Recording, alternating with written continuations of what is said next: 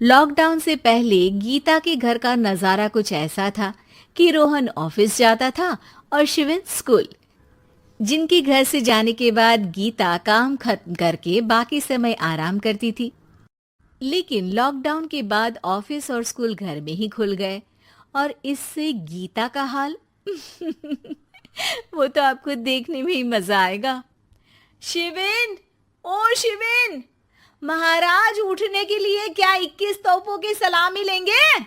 अरे बिस्तर से बाहर निकल, ऑनलाइन क्लास स्टार्ट होने वाली है।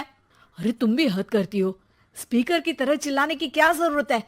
दिख नहीं रहा मेरी कॉन्फ्रेंस चल रही है। अब कैमरा और स्पीकर ऑन कर रहा हूं, मुझे कोई शोर नहीं चाहिए। इस पर जैसे ही रोहन लैपटॉप का कैमरा और स्पीकर ऑन करता है तभी कुकर की सीटी बजती है। करा लो अब इसे चुप। लॉकडाउन नहीं हुआ, मेरी मौत का फरमान जारी हो गया। दोनों बाप बेटे ने नाक में दम किया हुआ है। ऐसा बोलकर गीता वहां से शिविन के कमरे में पहुंच जाती है, जहां शिविन अभी भी सो रहा होता है। ओ आलसी, अब अगर 5 मिनट में नहीं उठाना तो आज तेरा गेम और यूट्यूब कैंसिल। माँ की बात सुनकर शिविन बिना 1 मिनट गंवाए उठ खड़ा होता है। उठ गया, अभी नहाकर भी आता हूँ। ये नाटक कहीं और, मुंह पर गीला कपड़ा मार और पढ़ने बैठ। शिविन की ऑनलाइन क्लास स्टार्ट हो जाती है, जिस पर गीता उसे वहां बिठाकर रसोई में चली जाती है। थोड़ी देर में उसे कमरे से कुछ आवाज सुनाई देती है, जिसे सुनकर वो कमरे में वापस आती है। हाय राम, तुझे क्लास अटेंड करने के लिए बोला था, कैमरा ऑफ करके बिस्तर पर नाचने के लिए नहीं बोला था। मम्मी मुझे कुछ समझ नहीं आ रहा, आप बाद में पढ़ा देना ना, वैसे भी अटेंडेंस तो लगी गई है। हाँ हाँ बेटा, जरूर बन जा, तू अभी से हम सबका बाप बन जा। अरे नहीं मतलब कहाँ से लाते हो इतना दिमाग, और पढ़ाई करते हुए ये चला कहाँ जाता है? नाइस क्वेश्चन, दिमाग से पूछकर बता दूंगा। शिविन की बातों से परेशान होकर गीता उसे मारने के लिए जैसे ही आगे बढ़ती है तभी वो कमरे से बाहर भाग जाता है।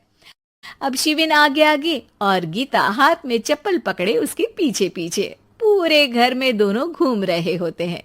इसी बीच वो रोहन के पास पहुंच जाता है और शिविन को मारने वाली चप्पल रोहन के लैपटॉप पर जाकर गिरती है। ओए माँ! मम्मी, आप पापा को चप्पल मार रही हो? वो आज तक के रिपोर्टर, चुपचाप जाकर क्लास अटेंड कर ले, नहीं तो अगली तेरे पीछे लगेगी। इस पर शिविन वहां से चला जाता है, जिसके बाद रोहन गीता से कहता है, इस सर्कस के लिए कुछ बोलना चाहोगी? अरे क्या करूं, जब से तुम दोनों घर में रहने लगे हो, घर अपने आप ही सर्कस बन गया है और मैं तुम्हारी नौकर। कभी बेटी को संभालो तो कभी बाप के नखरे उठाओ। इन्हीं सब उथल पुथल में दिन बीतते रहते हैं, जिसमें हर रोज घर के अंदर कुछ नया सियप्पा खड़ा मिलता है, जो ज्यादातर शिविन और रोहन के ऑनलाइन स्कूल और ऑफिस से रिलेटेड ही होता है। एक सुबह, शिविन चल उठ, आज की क्लास जल्दी है।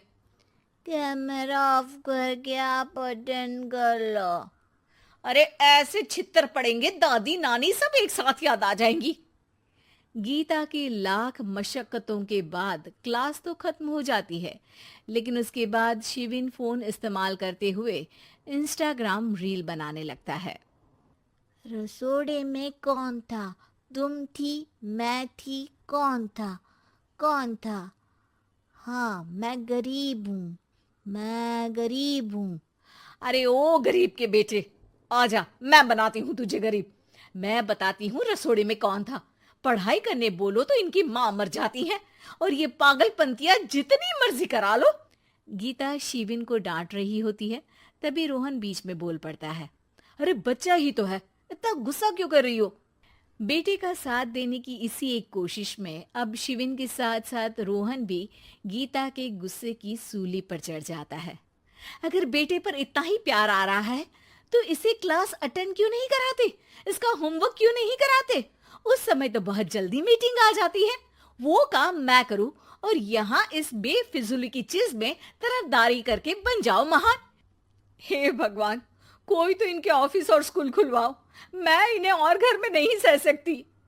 अरे कुछ और मांग लेती, क्योंकि तुम्हारी ये विश इस साल तो पूरी होने से रही, कोरोना। हाय, नास बेटे ने जिंदगी ही बर्बाद कर दी। खाए कोई पचाए कोई, कल मुझे चुन चुन कर सबको मेरी बद्दुआ लगेगी।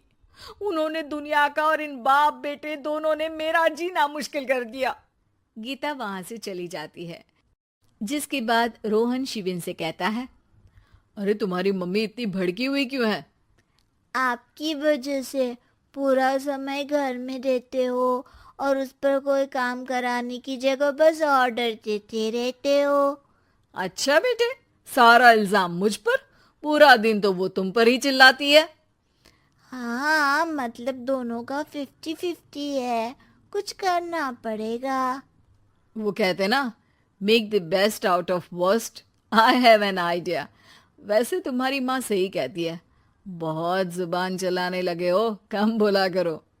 अगली सुबह रोहन और शिविन अपनी गलती को सुधारने के लिए गीता के उठने से पहले घर का आधा काम खत्म कर देते हैं, जिसे देखकर गीता खुश हो जाती है और फिर बाकी बचा काम वो तीनों मिलकर पूरा कर लेते हैं। जिसके बाद अब वो सब मिल बांट कर हर काम में एक दूसरे की मदद करते हुए लॉकडाउन का मजा लेने लगते हैं।